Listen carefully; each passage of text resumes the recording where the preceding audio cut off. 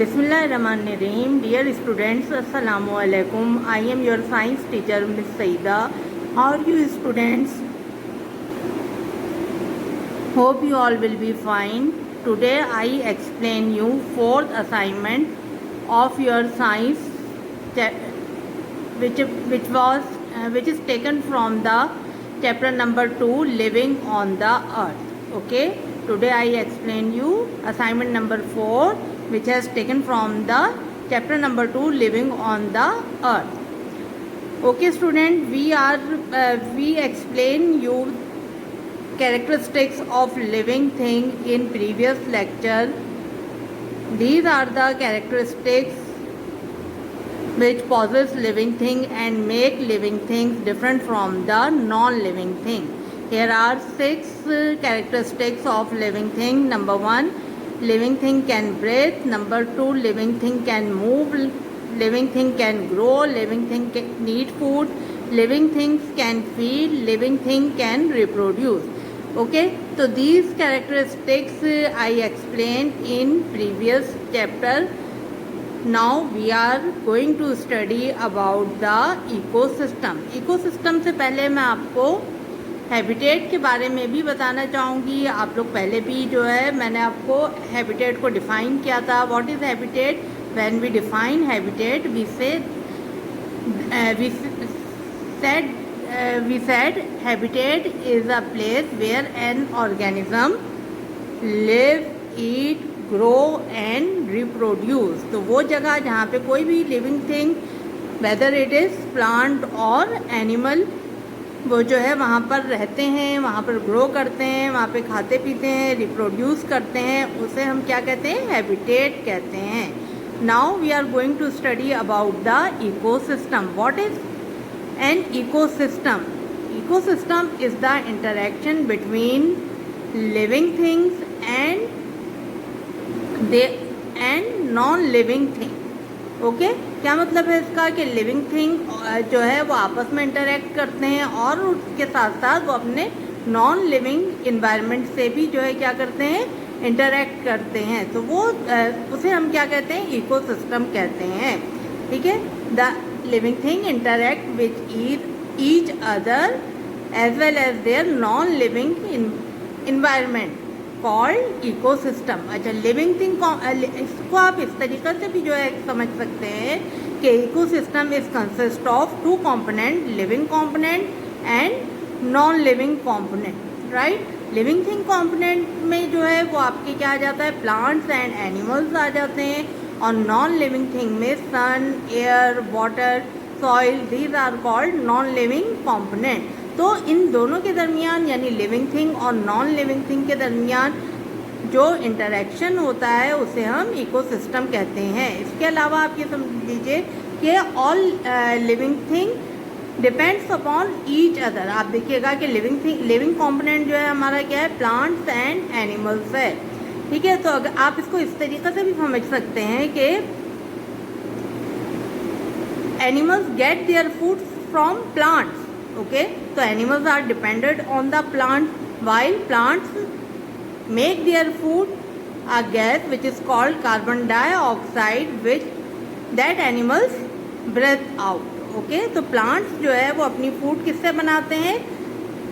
आपको पता है कार्बन डाइऑक्साइड और वाटर से बनाते हैं. तो कार्बन डाइऑक्साइड गैस जो है वो comes from animals. Animals breathe out carbon dioxide gas. Right. तो इस तरीके से हम क्या कहते हैं कि plants and animals depends on each other. तो इस तरह क्या हुआ? Animals get their food from the plants and plants make their food a gas called carbon dioxide which are breathed out from the animals. Right. अच्छा, ecosystem. Okay student, तो अब हम एक दफ़ा और जो है इकोसिस्टम को डिफाइन करेंगे. तो हम क्या कहेंगे?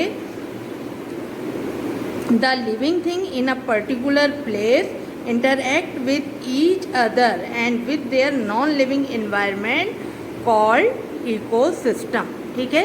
अच्छा, इकोसिस्टम की एग्जांपल्स में जो है आपके पास जो है बहुत बिग साइज़ में भी इकोसिस्टम हो सकता है और बहुत स्मॉल साइज़ में भी इकोसिस्टम हो सकता है. Small size example is and the large और big size example of ecosystem is forest. ठीक है, इसके अलावा भी बहुत सारी एग्जाम्पल्स हैं, जैसे पॉन्ड है, ओशन है, सी है, रिवर है।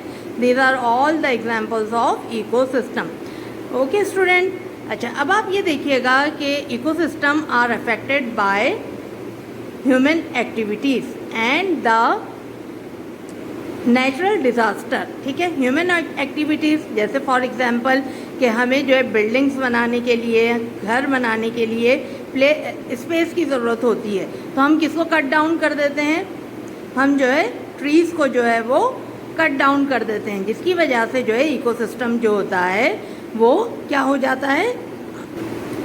इकोसिस्टम जो है वो अफेक्टेड हो जाता है। इसी तरीके से जो है natural disaster like flood, storm, Fyers and volcanic eruption जो है वो भी जो है किस पर अफेक्टेड है? इकोसिस्टम पर अफेक्टेड है। फॉर एग्जांपल आपने पहले भी जो है पढ़ा होगा या सुना होगा या देखा होगा कि डायनासोर्स जो है वो होते थे, लेकिन डायनासोर क्या थे? वो largest animals on the earth थे।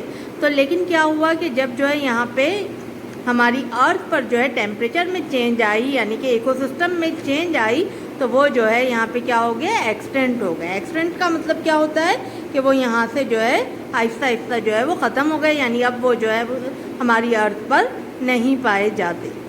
राइट, इसके अलावा जो अभी मैंने जैसे कि बताया आपको कि जो है ह्यूमन एक्टिविटीज़ के ज़रिए जो है इकोसिस्टम को जो है हम क्या कर देते हैं? डिस्ट्रॉय कर देते हैं और उसमें चेंजेस ले आते हैं, जिसकी वजह से हमारा पूरा इकोसिस्टम जो होता है वो डिस्टर्ब हो जाता है।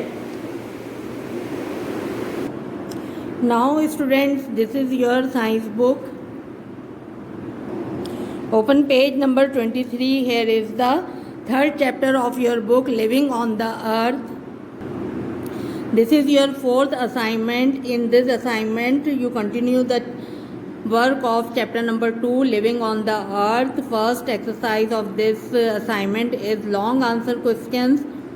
First question is, which flower shows as that plant move? How do they move? अच्छा, इसमें क्या पूछा जा रहा है आपसे कि जो है कौन से फ्लावर जो है वो प्लांट मूवमेंट को शो करते हैं और वो कैसे मूव करते हैं। तो मैंने पहले भी आपको एक्सप्लेन किया था कि plants movement are very different from the animals movement, because plant fix in the ground, plant body fix in the ground and animals move from place to place,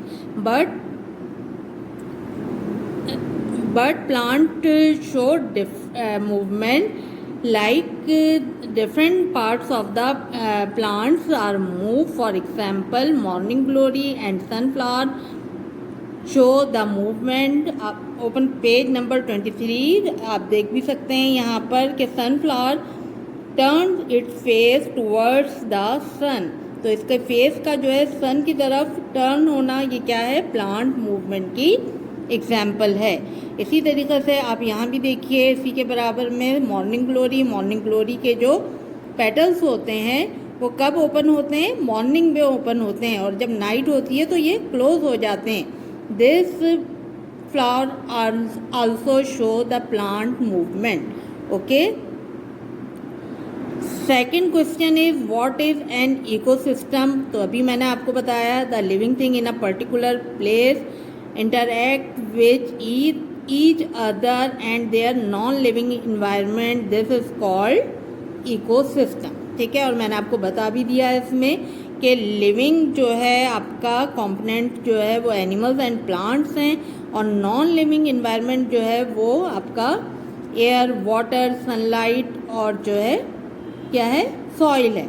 और आप देखिए कि जो है लिविंग थिंग, जिस तरीके से हम लोग वाटर पे डिपेंड करते हैं, सॉइल से प्लांट जो है अपनी वाटर एब्जॉर्ब करते हैं, सनलाइट से अपनी फूड बनाते हैं, तो इस तरीके से living thing depends on each other, एक दूसरे पे भी जो है क्या करते हैं? इन्हिसार करते हैं, और नॉन लिविंग थिंग पर भी डिपेंडेबल हैं। ओके, नेक्स्ट क्वेश्चन है आपका, right 6 characteristics of living thing. तो मैंने अभी आपको ये भी एक्सप्लेन किया था, प्रीवियस चैप्टर में भी मैं आपको इसके बारे में एक्सप्लेन कर चुकी हूँ।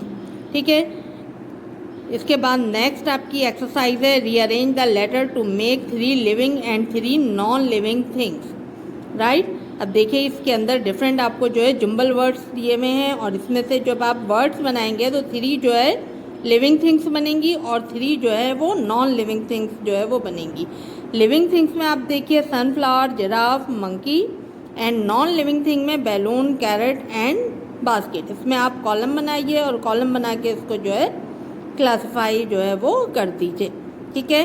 तो I hope you understand all my lecture and do your work in very neat and clean way.